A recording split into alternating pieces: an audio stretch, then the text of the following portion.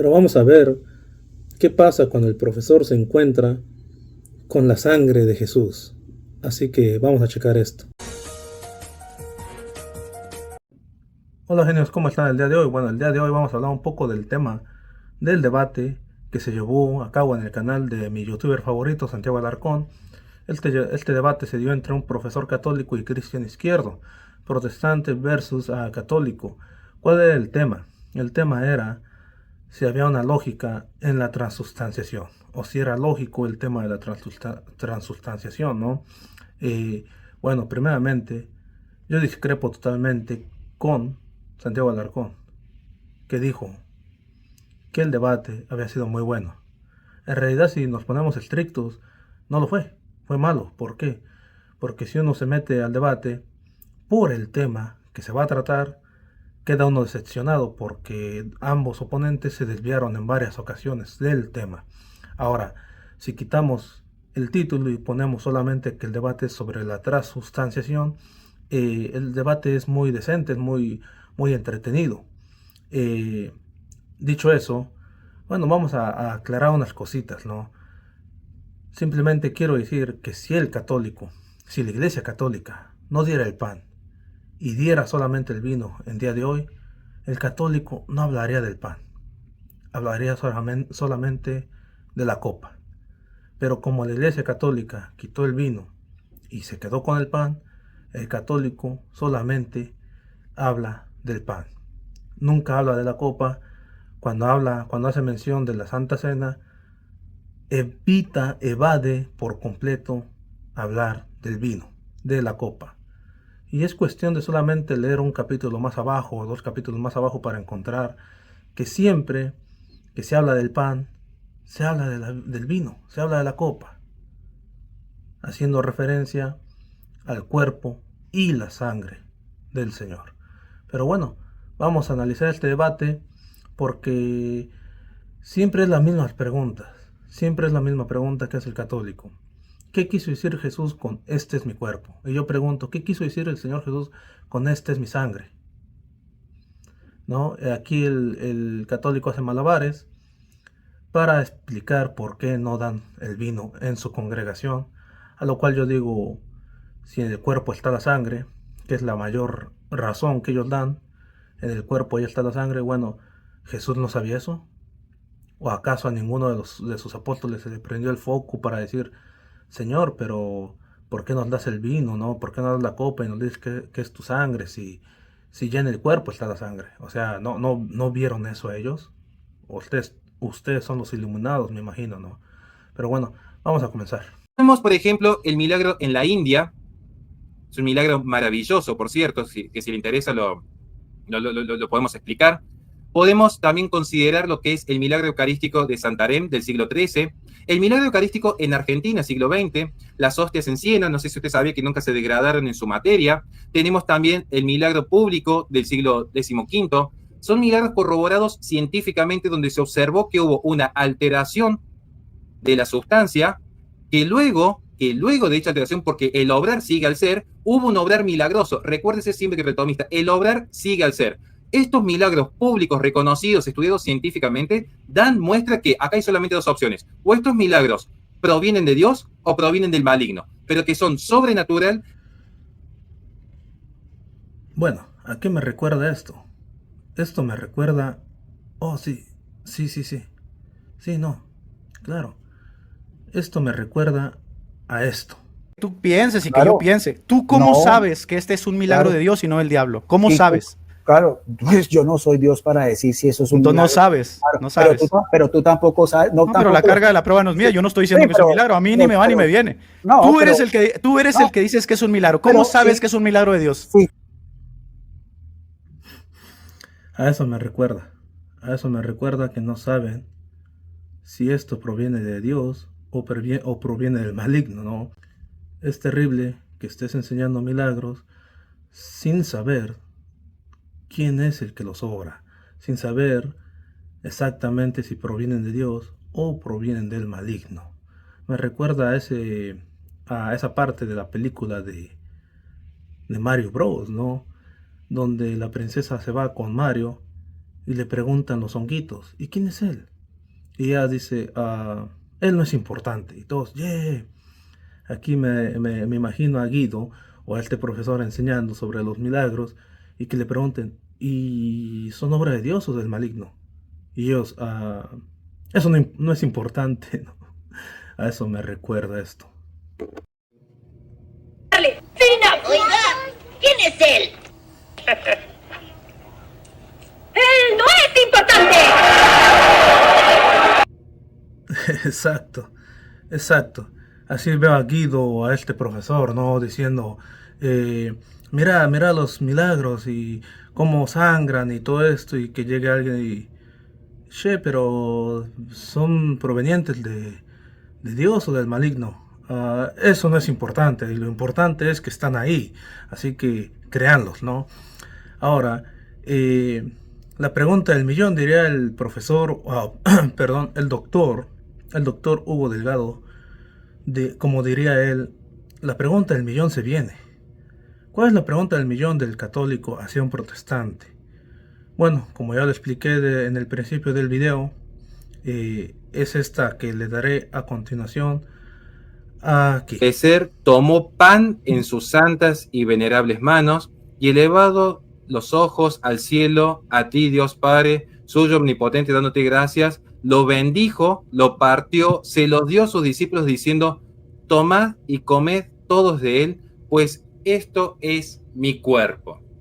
La gran pregunta que le hago a usted es, eso que dijo allí, ese mandato que Cristo nos da, él dijo, esto es símbolo, esto es significado, esto es algo para que lo tengan allí presente cuando quieran, o es que realmente él estaba diciendo la verdad cuando dijo, esto es mi cuerpo.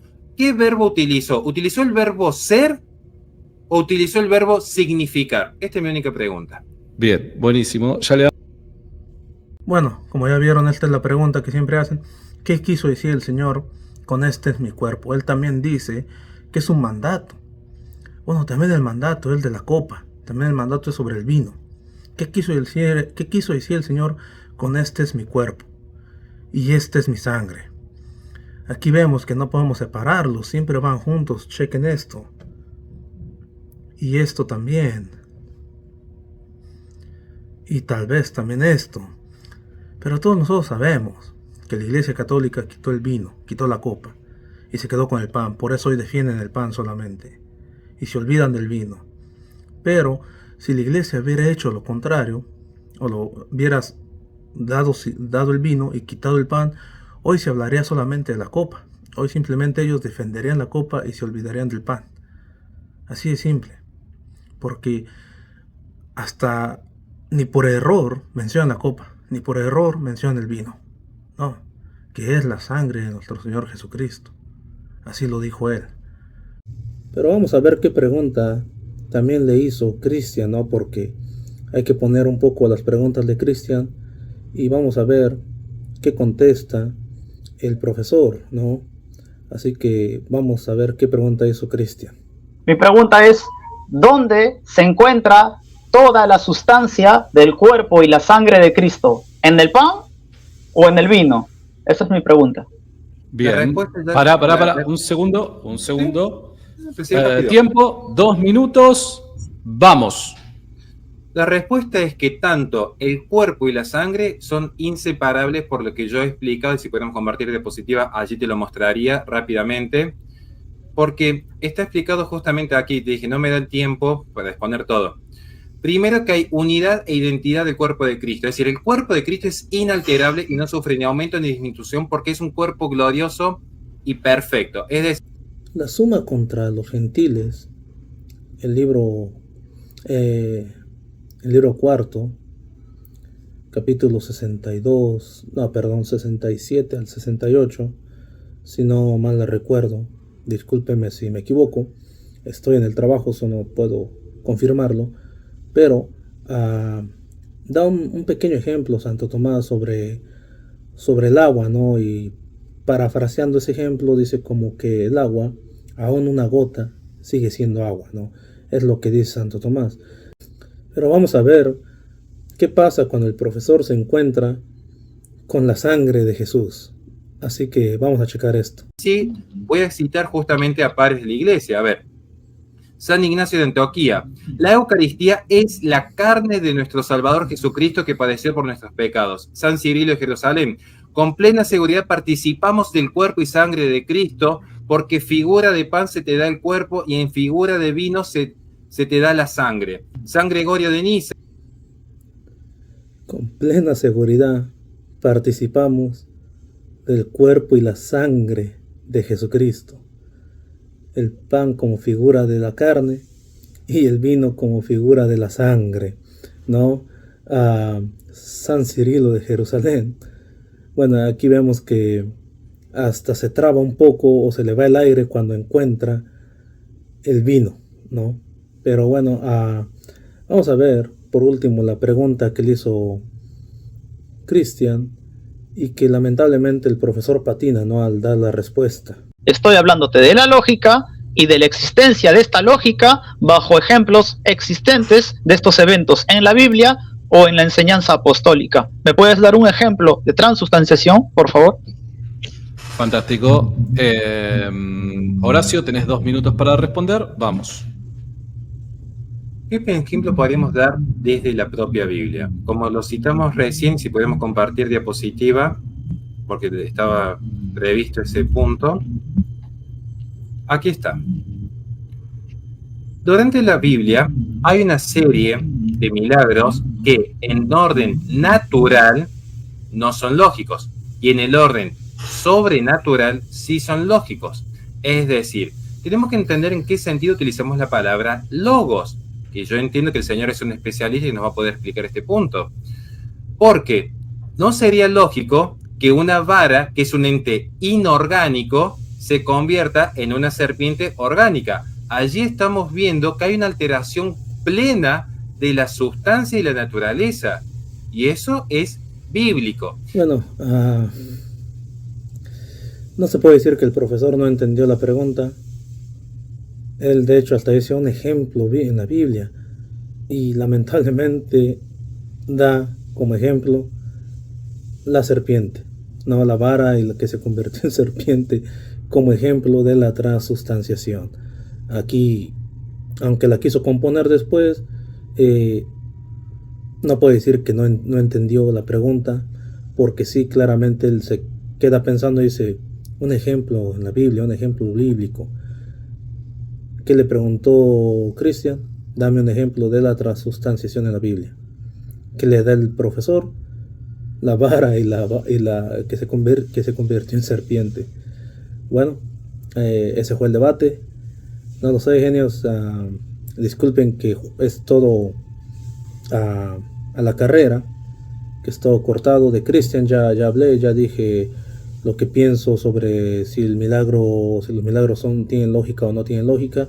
Pero nada, espero que vean el debate si gustan verlo y saquen sus propias conclusiones, pero solamente tengan en cuenta esto, ¿no? ¿Por qué el católico nunca menciona el vino?